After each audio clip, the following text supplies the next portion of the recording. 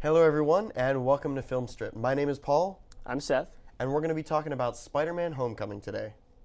It was released in July 2017 and was directed by John Watts. It stars Tom Holland, Michael Keaton, Robert Downey Jr., Marissa Tomei, and Jon Favreau.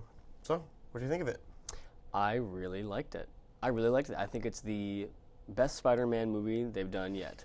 Spider-Man 2 is probably the best Spider-Man film they've made, but in terms of the comics and in terms of balancing Peter Parker and the friendly neighborhood and witty Spider-Man, I think Spider-Man Homecoming really knocked it out of the park. I had a lot of fun throughout the whole movie, and this is one of my favorite incarnations of Spider-Man. So you would say that this is the best Spider-Man as in like the character? Yes. See, to me that makes it already the best Spider-Man movie.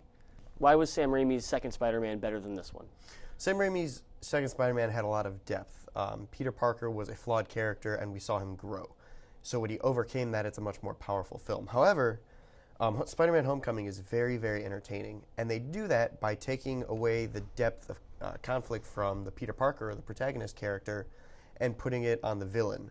That way, we just enjoy our time as Peter Parker and Spider-Man, and then we're still attached to the villain or the antagonist in the story. Yeah, I love what they did with Vulture. I've heard a couple criticisms about his motivations. I thought they were totally fine. I think they're totally fair and just motivations for a character to have, especially in that world. I enjoy how they bring up kind of a socio-economic plot point to the film, because it does have a little bit of a message in it too. It's not just a entertaining superhero flick. It's got a little ground to it. A little ground that's definitely relevant to today. Oh yeah. Whatever side of the fence you're on, it's an issue that is starting to become a little bit more in the limelight. Yeah. So. His character reminded me a little bit of the struggles we saw in Hell or High Water. And I also think that there was still some conflict within Peter about what to do as Spider-Man. He had the whole issue at the party. Right. And he had the issue at the end where he needs to really prove himself that he can do it without anyone else's help. He has the high school conflicts that high school They did a great job setting him as a high schooler. But he's finally. also a very awkward, socially unusual high school kid trying to fit in. I thought the inclusion of Ned to get that point across was really powerful. Like Right. with the Amazing Spider-Man movies, Spider-Man was too cool. Well, Peter Parker was too cool. Yes, He was skateboarding in an alley. And Peter was too cool. This, especially with having Ned, because Tom Holland's a very attractive young man who would not be a loser in high school. Right. But his characterizations and the people he hangs out with, They also frame him separate from other people in the film. Exactly. So they really start him right off the bat that shows he's a little bit socially different than everyone else. they sell it really well. Yeah. The music was very reminiscent of like the 1980s Batman films. The music is very originals. reminiscent of the Sam Raimi Spider-Man films, because the music is by Danny Elfman, who did the 1980s Oh, there you Batman go. films. So it has that. It has a really nice callback. Yeah, and It's you'll hear some almost- of the strings make that spidery sound. Some of the music is in the 3/4 meter that the early 2000 Spider-Man music was written in too. Yeah, so it feels like a homecoming. Yeah. Spider-Man's back. They're fun again. Yeah, I think this is an excellent example of the Marvel superhero format. While they just keep kind of pushing out the same type of superhero films, it's not reverting to old bad habits that they've had. We've seen that they keep growing and adding things onto it. Like, it has the fun, relaxed nature of a Guardians of the Galaxy film, along with some of the music. But it's also got the social things that we were talking about in the last couple Captain America films.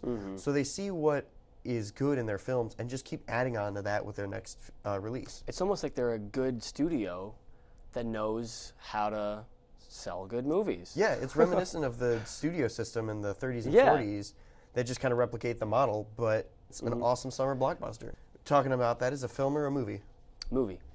I completely agree with you. My enjoyment, I would say, is a full 3 out of 4. I had a lot of fun watching it. I recommend anyone who's a fan of Spider-Man go see it. Like I said, it's a movie, but there are some cinematic scenes. Yeah. Like very, very well shot, very well lit scenes that tell a lot visually. Yeah, the scene with Michael Keaton, Like in the car ride to Homecoming was really, really well done. Just the lighting and the camera gets us in the character's headspace so perfectly. The camera's like this Yeah, it keeps close. coming close to him. It's so tight, so we feel so trapped.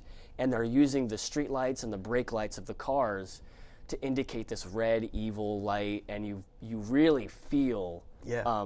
the tension in that car just by how it's shot and lit, and you don't just feel it because the performances show it. So yeah, I give it a 4 out of 4 for enjoyment, and then I'd give it a B. I actually give it a B minus. The timing of the film was excellent. I think it was paced very well. It knew what it was trying to accomplish at a very consistent tone throughout the movie. Because of the context that they presented in, there's not a lot to just tear apart. And I love the context they put it in. Spider-Man's here, we know it, cool, no origin story. Spider-Man was my favorite childhood superhero.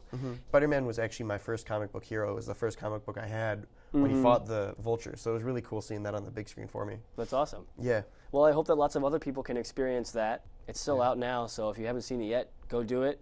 One of the lines in the movie is trying to figure out who you are without your suit. And I think if you take the suit away from Spider-Man Homecoming, it would still be a lot of fun to watch. Thank you so much for watching, and we'll see you next time.